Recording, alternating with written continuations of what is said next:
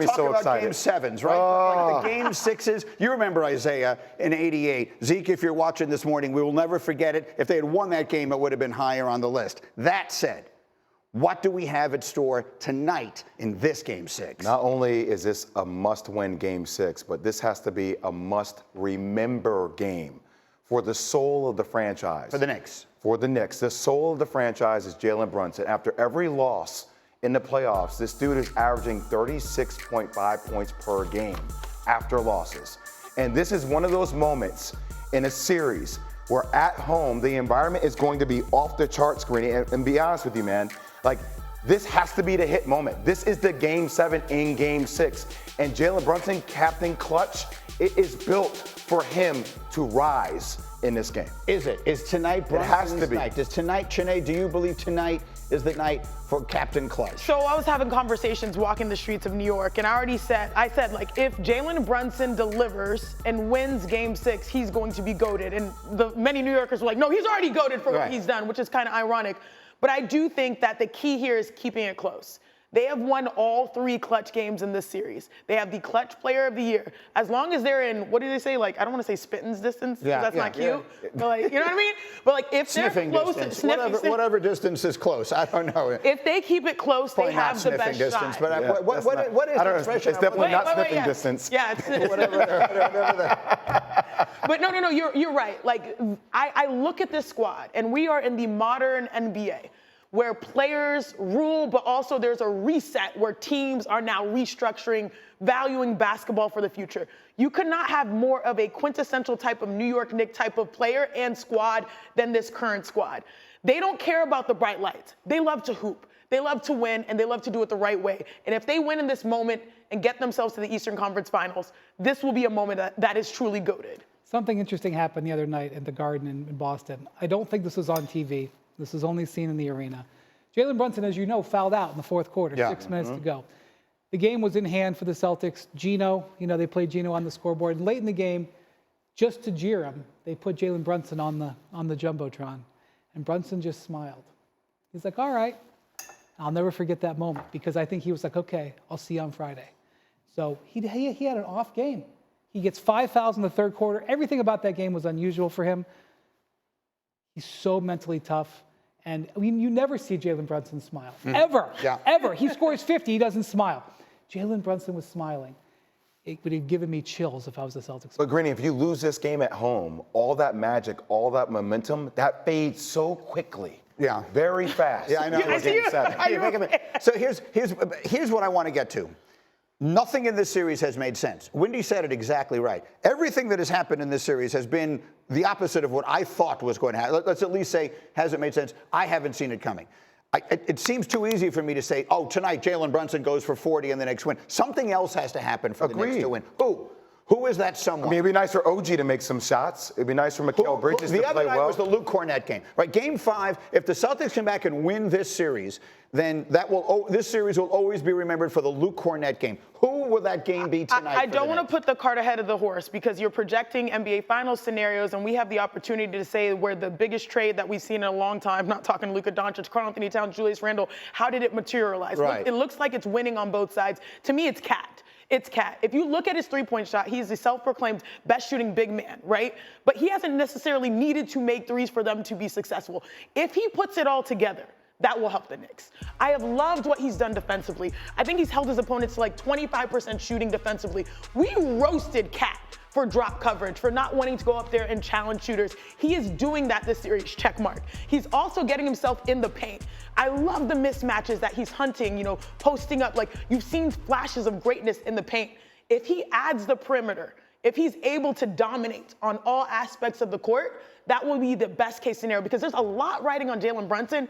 If Cat, this is the reason why you made the trade, to deliver in moments like this. If he can show up, that will be huge as well. Listen, it would be a delight. The question is, does he pick up his traditional third foul in the second quarter? That's like a tradition unlike any other. I said it yesterday. Jim Nantz should narrate it when it actually happens. Oh, there it is. There's his third foul in the second quarter. He's always very surprised when it happens. Let's put the pics up on this. Oh, no, this is terrible. See, this is what I'm talking about. This is what I'm talking about. Change one of them. I don't care which one. I volunteer as tribute. Change hers. Change something. We cannot, Cindy. I cannot live in a world where that's on the screen. That is not going to end well. The Jets-Knicks anxiety that you have for this moment is not great. It doesn't end well. All right. Well, we'll try and flip it at some point by the end of the day because that's this thing. We also have very nervous. Oh, am I being told we can do it? Yeah. Go ahead. Come on. Change everything. Magic. No. We got the football guys. Okay. We'll see. The football squad wants to chime in on the game as well. Everyone is wrapped up in all of this. Traeger is a crazy Knick fan. He's more neurotic than anyone I know. Who wins tonight? I'm nervous, sick about this. I don't want to see any Johnny-come-latelys. I don't need Stephon Diggs courtside. Give me Knicks fans, Action Bronson, Matthew Modine, Jerry Ferrara, and give me the Knicks in 6. Let's go. What do you think? I'm not going to list any celebrities, but Luke Cornett's not going to have another game like that. Knicks will take care of this. Nate. Yeah, it's definitely Knicks. Jalen Brunson's been incredible for the last 2 playoffs in a row, last 2 regular seasons in a row. He's one of the best players in basketball and still somehow underappreciated. Brunson gets it done. I don't like seeing this. I don't like any of this. Windy just yelled out, I don't know if you could hear it, that he just booked his train for Game 7. Garden, you had Jokic and the Nuggets looking to stay alive against SGA and the Thunder. Jamal Murray battling an illness, but he would be in the starting lineup. And early on, Windy, it looked like SGA and the Thunder would be in control of this game. They built a beautiful double-digit lead in the second quarter. I thought this might be the end for Jokic. But then this happens. Watch SGA reaching in there. Jay, that's his 4th foul in the second quarter. Yeah, just a young basketball play from a player who's extremely experienced and has matured throughout the course of his career. And the game kind of turns right there. Here come the Nuggets. We're late in the half. Ooh, lefty. That's Murray getting it to go. And Chiney, we had Christian Brown had a big night. Yeah, the role players were stars. And you say that, experience is the greatest teacher. That's what the Denver Nuggets were. Brown had 23. Now we go to the third. The Thunder are down by 3. SGA, no. Holmgren, watch this. Jokic is there to say no, and now we're going to stay with the play, and it's Murray on the other end. Who said Jokic couldn't get off the floor and jump? Nuggets, a 5-point lead. And then we needed something from someone off the bench. Chiney, how about Julian Straw? It was the joy he played with. The arena was erupting. He was huge, 15 points, getting dap-ups on the sideline. He has for 15. The Nuggets take an 8-point lead, and now they look to extend it. Again, Murray, who was playing with an illness, not feeling well, scored 25. He was great. It's a double-digit lead. And Nikola Jokic, just a casual Guard lead. that man. 29, 14, and 8 assists. For him, it's a C-plus game. Look at this pass. Watch this pass here. Behind the head. Ooh, on the dime. The accuracy, man. Jokic with the dime is exactly right. Look at that. And the Nuggets go on to cruise to the win, and so we will get those 2 magical words. Game 7 with 2 minutes left before the half. The Thunder were up by 14. Again, right around that time is when SGA gets the 4th foul and everything kind of turns. Nuggets begin their comeback. They outscore the Thunder by 24 points over the final 26 minutes, with Jokic and Murray combining for 33 of those 73. Denver had 15 more points from the free throw line than OKC as well. So here was SGA looking ahead. It's do or die. It's what you live for. It's what you worked your whole life for. It's either your dream continues or your dream ends.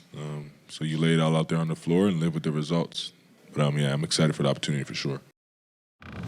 Okay, he's excited. We're all excited. And maybe there is something else. Windman brought this up earlier today that could be at stake in this Game 7. Big historical context here. I suspect going into the future, we're going to be arguing about who should have won the 25 MVP. Should it have been Shea? Should it have been Jokic? They haven't given it out yet. Typically, they give it out early in the second round. The way the schedule fell this year, the league didn't do it. You might as well put it at the center table, because even if Shea wins this award, if Jokic takes Game 7 in Oklahoma City from Shea, the MVP will be always sort of that little asterisk on it. Fair or not, I know it's a regular season award. Just the idea that 2 of them could play together in this series is fascinating. The fact that the MVP trophy hasn't been given out and Game 7 is on the line makes this a historic moment. Do we know why they haven't done it? I've been wondering about that all along. I did check with the league. Typically, they would never give it out in the second week of a series. They would only give it out in the first week of a series. That said, normally they give it out by the beginning of the second round. For whatever reason this year, the schedules fell. They didn't do it. But Greeny, that's why I don't think it should be a regular season award. I think it should be a full body of work award, because we have this monumental moment that's happening between these 2 Goliaths who are playing against each other. And literally, it's a win-take-all scenario. Yeah. And it's a different conversation. Agreed. Yeah, I know. We've had it before. I don't dislike it. I don't like it either, which is a perfect way to play both sides. So let's table that for the moment. And let's talk about who is going to win Game 7 and why extra day of rest for the Nuggets, who have played so many games. It will be an extra day of rest, but I still have OKC winning this game because, if you looked at the Denver Nuggets, playing in Denver, they had that sense of urgency. They had that desperation because they knew that if they didn't win this game, they would be going home. Now it's applying to both sides. And I look at OKC, and it's wild. You look at the numbers. We're talking about MVP. You look at the numbers. SGA, 29-7-7. Jokic, 30, 15, and 5.7. Yet, both of them have not had that signature hallmark, I am that guy game. Someone will. I think it's likely going to be SGA. Again, we've talked about OKC being the youngest team in basketball. You've looked and watched SGA try to take over and learn how to take over the course of this series. He'll be comfortable at home. I feel like it's OKC. I think that Denver wins the game just because I think Denver knows how to win on the road and they are experienced. It may be the time for OKC, but I still think that Jokic is the best player in basketball. And as you said, Brian, I think that 29, 14, and 8 performance last night was a C-plus performance from your best player. It's an interesting night, or it'll actually be in the afternoon, 3:30 Eastern Time Sunday on ABC. Because I remember when Phil Mickelson was standing over a putt, he had never won a major, and he's standing over a putt to win the Masters, and Jim Nantz says, is it his time? I feel like that's sort of the element here with SGA. He has taken over the league, but this would really put it over the top. Is it SGA's time? I think it is. He had a great finish to Game 5. He played well last night. He didn't get much from his supporting cast. Jalen Williams, 3 of 16. A big thing about this Game 7, though, is the health of Aaron Gordon. Late last night in this game, when it was already decided, he tweaked his left hamstring. It wasn't severe. He was able to stay in the game, but he said afterwards he was going to begin treatment and recovery on it. He is vitally important to them. Now, the extra day could mean a huge when it comes to that. His health and how effective he can be on Sunday is now one of the biggest things in this series. Okay, so we have that Game 7 coming up. Will we have another Game 7 in the Eastern Conference? We'll find out tonight. We're just under 11 hours to tip at Madison Square Garden in a series that has been filled with drama. Knicks will look to close out the Celtics tonight, coming off a 25-point loss in Game 5, a game in which Boston tied a franchise playoff record by making 22 threes. Now, our resident Knicks superfan, Stephen A. Smith, is left with rising concern headed into tonight. It's heightened. It's heightened significantly. I'm going to tell you that right now. If on a scale of 1 to 10 you ask, it's about an 8. It's about an 8. It's about an 8. You can't lose Game 6. But we look at the Boston Celtics and we're reminded they're a talented bunch. They have depth and they have a championship pedigree. Same team they had last year. These guys have been here before. New York Knicks got to win Game 6. Otherwise, I'm not confident they can go back to Boston and win a Game 7. He's not confident they can go back. His concern level is at an 8. Windman, what is your message to Stephen A? I would say that, first off, believe in the Knicks and their mental strength. That's their strongest, I really think their strongest attribute. The second thing is I think the Knicks were at a disadvantage in Game 5. They did not know how the Celtics were going to play. They were used to them with Jason Tatum and Tatum being the center of the offense. The Celtics had a very different game plan. Jaylen Brown played point forward. He had a 12-assist game. They were coming in thinking they needed to keep him from trying to score 45. When they brought extra attention, he distributed the ball. They had a good three-point shooting night, which is always important for the Celtics. The Knicks will be able to come into tonight's game with a much better game plan and have a better understanding of how the Celtics are going to go at it. Wendy, to your point, I went back and I watched the game late last night again. The amount of times I saw New York Knicks players ball watching Jaylen Brown, which they typically did in the first several matchups, because that's what you did when the ball was in the hands of Jaylen Brown or Jason Tatum, because they were playing ISO basketball, led to a lot of those poor transition moments where guys like Derek White or Peyton Pritchard knocked down shots. So to your point, Wendy, about having a sense of urgency, defensive transition, getting back, tagging shooters, we need to see a way better defensive performance from the Knicks this evening in Game 6. This is why they say championships or the aspirations of championships and titles comes down to the little things. It's the Jaylen Brown 12 assists that you can't have. It's the Luke Cornett having 7 blocks being an X factor. It's stopping Derek White in transition, knocking down those threes. But most importantly, it's keeping the game close. You know, they've won all 3 clutch time games. And, you know, if they're able to hang in there, they put themselves in a fourth quarter where they believe that they have the edge. So for me, it's the Knicks. And then, of course, like, Greeny, I don't want to get in too much in your feelings, but, like, you have Karl Anthony Towns. He should be someone that is the X factor. You're dealing with a series in which Porzingis is not 100%. Al Horford is older. Kornet is getting more minutes than expected. He should be the dominant one. I work every day with Kendrick Perkins on NBA Today. Yeah. He said, I voted him all NBA. Well, you've got to play like that in moments like this. And I know it's hard sometimes. I think he's, 2 for 13? I think I read that somewhere. From three. Like, this is someone that can knock down 3 or 4 back-breaking threes on top of get you buckets in the paint. If you look at the paint, they had like 26 paint points. That's not normal for them. The Kornet monster was in there defending the rim. I'm going to put a little bit on Tibbs, though. Because I think you need to prioritize him early in the game and establish him on the block by saying, ain't no more of this floating around shooting threes. I know you were 2 of 13. Get your ass on the block, dominate, punish people physically, and set that tone and play inside out. Because Karl Anthony Towns gets lost. I think sometimes Jalen Brunson does his thing. Then Mikal Bridges, it's my time. OG, it's my time. Yeah. It relates to a lot of shots, and you lose sight of your big man. And then the only way he scores is off offensive rebounds or just being a screener. So you got to keep him engaged mentally. And there's another interesting dynamic. I completely agree. Look, it would be delightful for Karl Anthony Towns to have a monster game tonight. Here's the one thing that I think is interesting. Coaches have said many times over the years that I've been interviewing them, there comes a point in every series where you run out of changes, you run out of adjustments, but this series is the opposite of that because the huge change happens in Game 4, right? I mean, all of a sudden, the best player in the series isn't playing anymore, so literally the enormous adjustment comes in Game 5. To your point, it fooled the Knicks. The Celtics went a different direction than they expected. So what is the adjustment back tonight? Yeah, I really do think. So Joe Mazzulla has a big choice. Does he go back to Porzingis or does he go with Luke Kornet to start the game? Because Kornet basically played the Porzingis role, defending the paint, stretching the floor. That is a big decision out of the gate. And also, if you're the Knicks, how do you take advantage of the Karl Towns situation? I think they have left him unused too much offensively. Yes. I think both of those are key game plan decisions tonight.